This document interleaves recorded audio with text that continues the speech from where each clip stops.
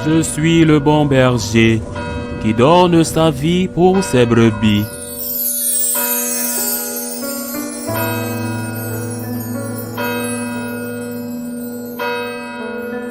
En ce temps-là, Jésus disait à ses disciples, « On portera la main sur vous et l'on vous persécutera. On vous livrera aux synagogues et aux prisons. On vous fera comparaître devant des rois et des gouverneurs à cause de mon nom. Cela vous amènera à rendre témoignage. Mettez-vous donc dans l'esprit que vous n'avez pas à vous préoccuper de votre défense. C'est moi qui vous donnerai un langage et une sagesse à laquelle tous vos adversaires ne pourront ni résister ni s'opposer. Vous serez livrés par vos parents, vos frères, votre famille et vos amis, et ils feront mettre à mort certains d'entre vous. Vous serez détestés de tous à cause de mon nom, mais pas un cheveu de votre tête ne sera perdu. C'est par votre persévérance que vous garderez votre vie. Acclamons la parole de Dieu. Si à Jésus, la perfection absolue, la sainteté pleine, Dieu fait homme, on l'a insulté, calomnié et crucifié, qu'est-ce qui peut bien nous attendre?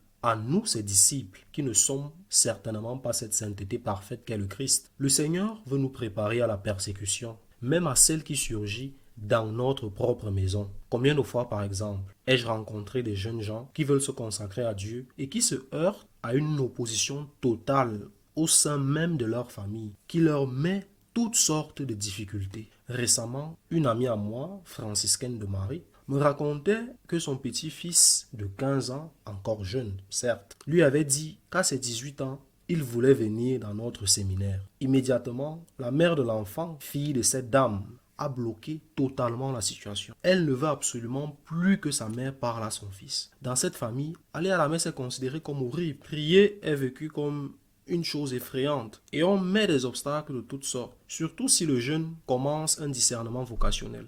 Cela ne se produit pas dans tous les cas, heureusement, mais dans un très grand nombre, oui. La plus grande catastrophe du monde, pour certains, c'est que leur fils veuille devenir prêtre. Ah, quelle horreur! Que ton fils se drogue, c'est moins grave que de vouloir être prêtre. Mais le Seigneur nous l'avait annoncé et il l'avait fait pour notre bien. Il nous l'a dit pour que nous soyons préparés, pour que nous sachions que nous pouvons choisir d'être ses disciples ou non. Mais que si nous le sommes, nous aurons des combats. Pourquoi nous étonnerions-nous? Nous sommes les disciples du crucifié. Pourquoi cela nous semblerait-il incroyable ou étrange? C'est normal.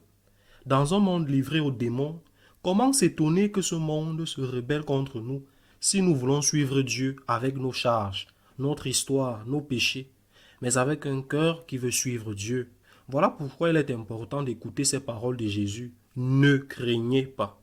On vous traduira devant les tribunaux, mais je vous donnerai une sagesse que vos adversaires ne pourront ni contredire ni rejeter. Et surtout, par votre persévérance, vous sauverez vos âmes.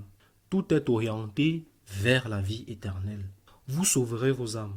Que sert-il à l'homme de gagner le monde entier s'il vient à perdre son âme? Combien de cas ai-je connu au long de ma vie? Des jeunes qui ont cédé à la pression.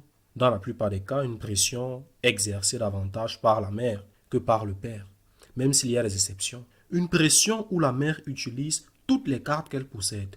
Et ensuite quoi?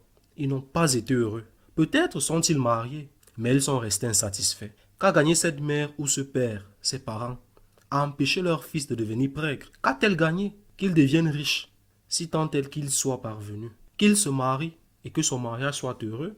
Quelle responsabilité immense assument ses parents, souvent inconsciemment, qui s'opposent de toutes leurs forces.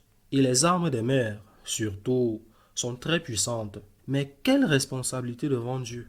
Et pourtant, beaucoup sont des mères très pieuses, qui veulent tout, sauf que leur fils entre au séminaire. Mais il y a aussi la responsabilité de la personne elle-même. Que sert à l'homme de gagner le monde entier s'il perd son âme?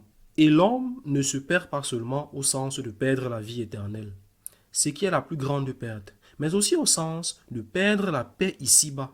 Saint Augustin disait, « Tu nous as fait pour toi, Seigneur, et notre cœur est inquiet tant qu'il ne repose pas en toi. » C'est Dieu qui peut remplir notre cœur et lui seul. Penser qu'on peut remplir un cœur fait pour Dieu, à l'image et à la ressemblance de Dieu, avec des choses, c'est ne connaître ni Dieu, ni l'homme, ni cette personne qu'on traite. Ce jeune, cette jeune, cette personne qui cherche Dieu et qui peut être sans mauvaise intention ou pas toujours. Tu mets tant de barrières pour qu'il le trouve. Mais la responsabilité ultime reste personnelle. Si Dieu t'a fait pour lui, même s'il y a des persécutions, des critiques, des obstacles, ne cède pas. Tu joues ta félicité sur terre et plus encore, ta vie éternelle. Ainsi soit-il.